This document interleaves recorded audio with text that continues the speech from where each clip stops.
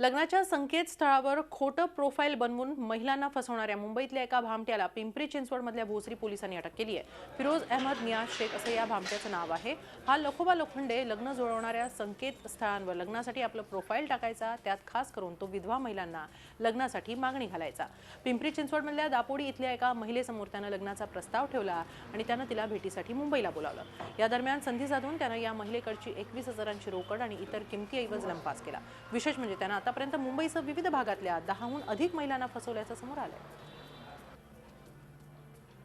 कोर्टासमोर पोहोचल्यानंतर माझ्यासोबत लग्न केलं आहे त्याचं नाटक करून त्यांनी पेपर्स वगैरे सही करायला लावली। त्यांनी मला असं सांगितलं होतं की मी एअरफोर्सला कामाला आहे, पहिले पुण्यात कामाला आहे, आता मुंबईला शिफ्ट झालेलो आहे, तर आपण इथे सेटल हो म्हणून असं त्यांनी माझी फसवणूक केली आहे। फिरोज अहमद नियाज शेख राहणार जोगेश्वरी मुंबई याला अटक करण्यात आलेले आहेत।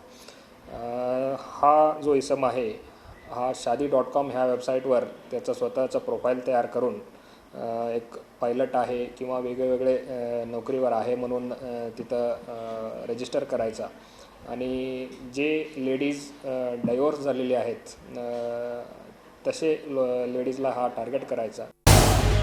झी 24 तास रहा एक पाऊल पुढे।